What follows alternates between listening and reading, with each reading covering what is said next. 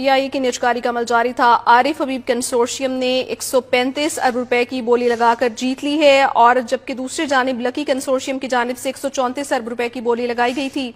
आरिफ हबीब consortium ये बोली जीत चुके हैं और उनकी जानिब से सबसे बड़ी बोली 135 अरब रुपए की लगाई गई थी। PIA के निजकारी का ये तीसरा मरहला जारी था जिसमें 2 कंसोर्शियम्स मौजूद थे। आरिफ हबीब कंसोर्शियम ने सबसे बड़ी बोली लगाकर 135 अरब रुपए की बोली लगाई थी और वो जीत चुके हैं, जबकि लकी कंसोर्शियम की जानिब से 134 अरब रुपए की बोली लगाई गई थी।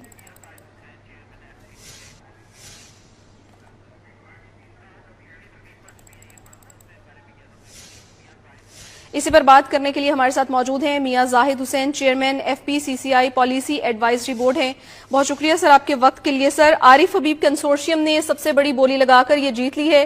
बोली आप पहले भी बात कर रहे थे कि ज्यादा से ज्यादा ये 120-125 तक ये जाएगी, किस तरह से देखते हैं आप इसको?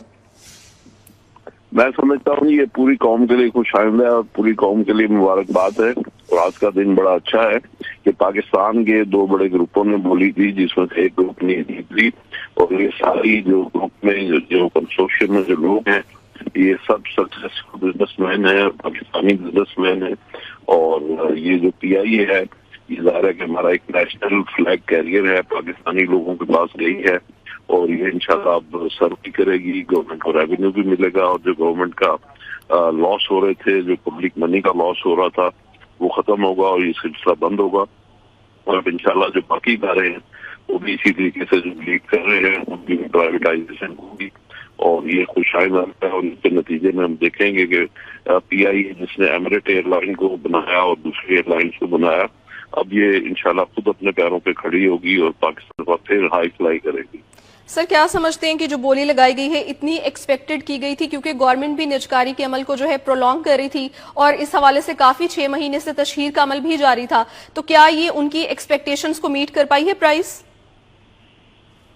जी देखिए, गवर्नमेंट की जो प्राइस थी, रिजर्व प्राइस थी, वो या रेफरेंस प्राइस जो थी वो 100 बिलियन थी जी। तो उसमें ज़ाहिर है कि 15 बिलियन उन्होंने ज्यादा लगाए और फिर वो गई है 135 के ऊपर। तो ये मैं समझता हूँ कि अच्छी प्राइस है।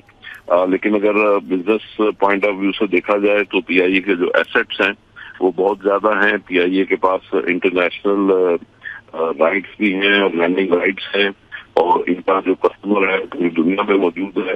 और अलबत्ता जो इनके फ्लीट है वो पुराना है। इनके तकरीबन 14 जहाज जो है वो तो खड़े हुए हैं, 18 जहाज इनके चल रहे हैं। लेकिन बहरहाल ये इस पे और पैसा इंजेक्ट किया जाएगा और उसके नतीजे में ये लाइन आगे बढ़ेगी। और जहां तक आपने एक्सपेक्टेशन का पूछा तो ये बिल्कुल सही है और बिल्कुल सही प्राइस PIA की मिली है। लेकिन अब इनको फर्दर इसमें इन्वेस्टमेंट करनी होगी ताकि ये